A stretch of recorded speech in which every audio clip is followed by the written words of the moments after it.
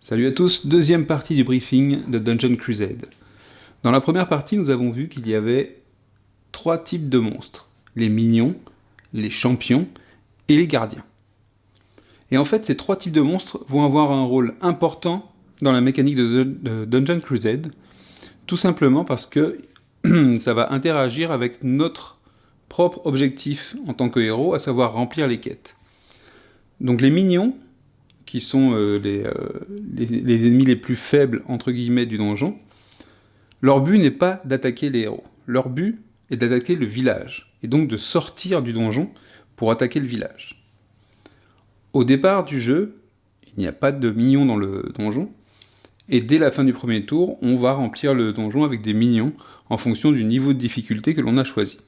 À partir du moment où un minion verra à 4 cases un héros, il passera dans un mode qu'on appelle raiding, donc en mode raid, sur le village. Ça veut dire que ces mouvements, qui jusque-là suivaient des routes de patrouille, vont désormais suivre un autre chemin qui va l'emmener vers la sortie du donjon et vers le village.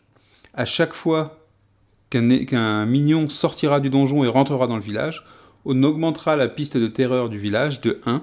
Si celle-ci arrive à 11, qui est symbolisé par un crâne sur la piste de terreur, les héros perdent la partie. Sur le plateau, comment ça se concrétise ? Vous voyez ici,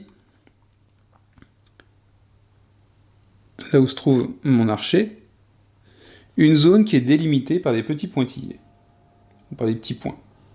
C'est la zone de départ des héros, c'est la zone d'entrée dans le donjon. Et donc la zone d'entrée et la zone de sortie. Ça veut dire qu'un minion qui sera ici et qui arrive à sortir grâce à un point de mouvement du donjon rentre dans le village et augmente la terreur de 1. Donc ici, dans ce plateau, en tout cas, il n'y a qu'une entrée et qu'une sortie, c'est la même. Il faudra éviter absolument que les minions s'échappent par là. Comment ça va se passer ? Les minions, au départ, eux, ne sont pas en mode raiding.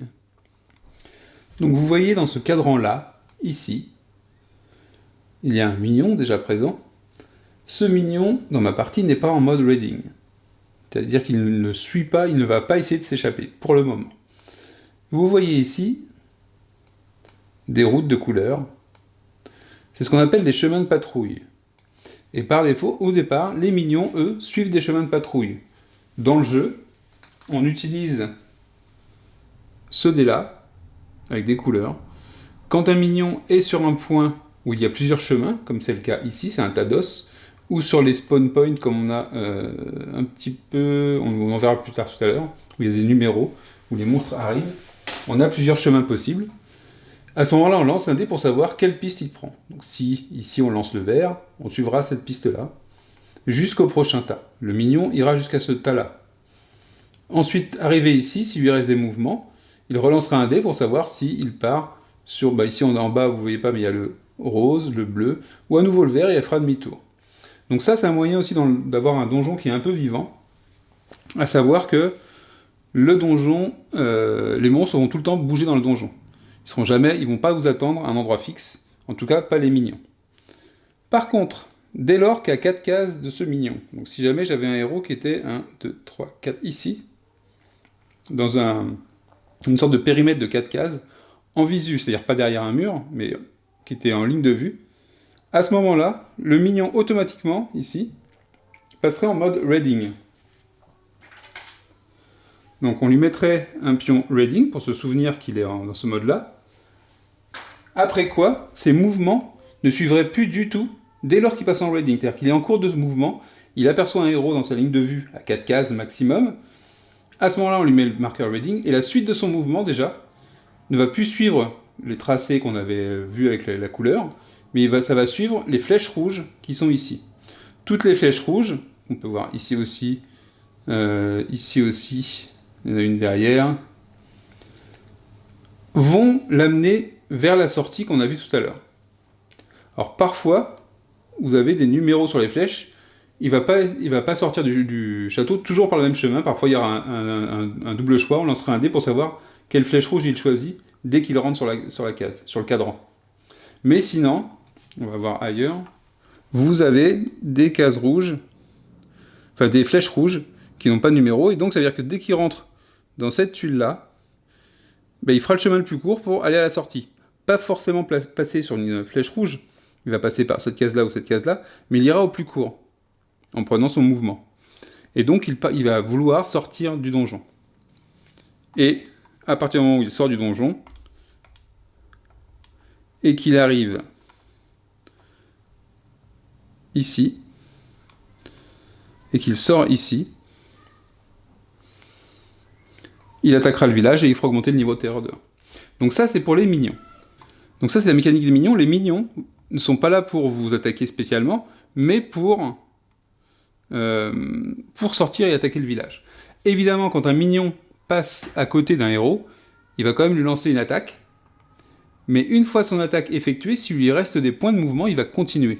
Ça veut dire qu'en fait, effectivement, il va vous taper dessus puisqu'il va pouvoir, ça simule un peu le fait qu'il force le passage, mais il va continuer son chemin.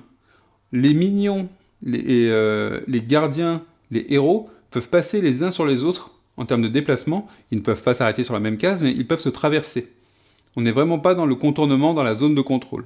Donc ça, c'était pour les minions. Donc vous voyez que les minions, eux, leur but, c'est de sortir et d'augmenter la piste de terreur. En plus de ça, vous avez les champions.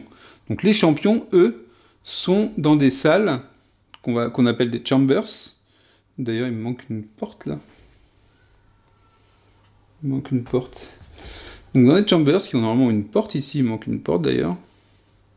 Mais là j'en ai une qui a déjà été vidée. Et donc on va les retrouver sous forme de pions. Souvent ça va être ces pions-là. Potentiellement il y a soit une chambre vide ici, soit un monstre. Un niveau de monstre en tout cas.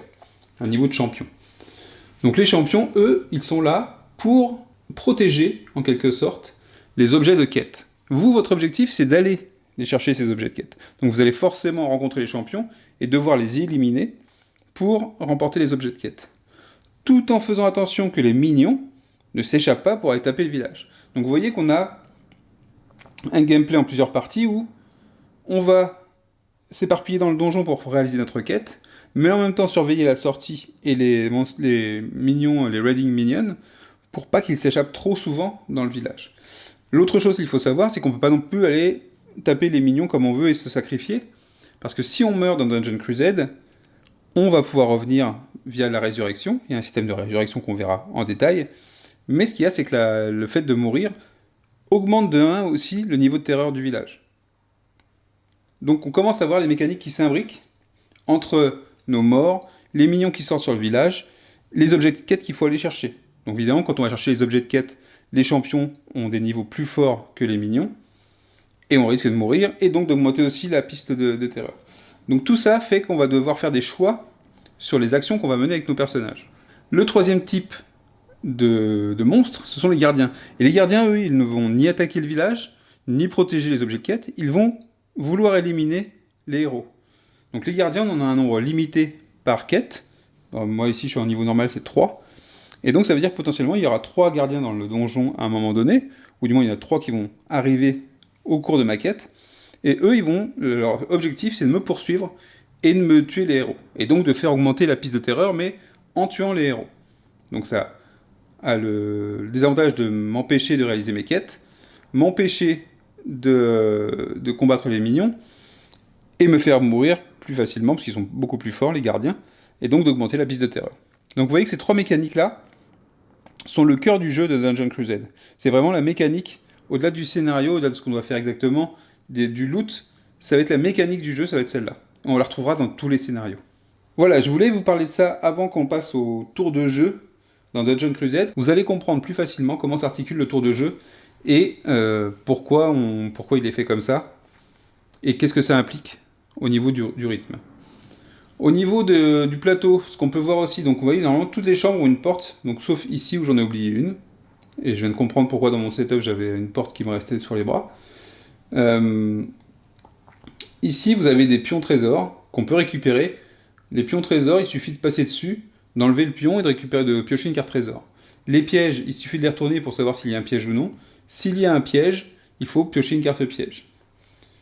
Ici, on a une chambre secrète qu'il faut découvrir pour avoir la chance, enfin pouvoir la chance de tenter d'ouvrir la porte, qui sera verrouillée, et éventuellement découvrir ce qu'il y a dans cette pièce secrète, qui sera une carte à piocher. Vous avez un peu plus loin une mystery... Ah, vous la voyez pas, elle est juste au-dessus. Une mystery chamber, il y en a une ici. Une mystery chamber. Donc de la même façon, la mystery chamber, normalement en dessous, il y a quoi? Ah non, il y a une crate, il y a une boîte, il y a une... j'allais dire une cagette. Une boîte dans laquelle il y aura forcément un objet, enfin quelque chose, ou un mignon, ou un monstre, je veux dire. Donc ça aussi, c'est des choses qu'il faut qu'on rentre dans la chamber ici, pour découvrir ce qu'il y a. Et vous avez des objets de quête, ici il y a des objets de quête, évidemment c'est une chamber, normalement il y a une porte. Il faut rentrer pour affronter ce qui est en dessous de l'objet de quête, qu'on découvrira, et ensuite récupérer l'objet de quête ici. Sachant que les objets de quête peuvent être des parchemins blancs, dans ce cas-là c'était un leurre, ou du moins c'était pas l'endroit où il fallait aller. Donc voilà. Donc évidemment, dans Dungeon Crusade, le but aussi, ça va être, vu que les chambers sont remplis avec des champions, l'idée ça va être de ne pas rentrer tout seul dans une chamber, et donc de faire équipe avant d'entrer dans cette chambre, ou au moment où on rentre dans la chambre. Et c'est pour ça qu'on verra l'action de ralliement dans le jeu, qui est très importante, pour avoir plus de chances d'éliminer les champions, plus de chances de survivre, et donc plus de chances de récupérer les objets de quête. Donc voilà pour ma deuxième vidéo, qui était un peu plus courte, mais qui vous explique les principes dans Dungeon Crusade. Ciao, à la prochaine.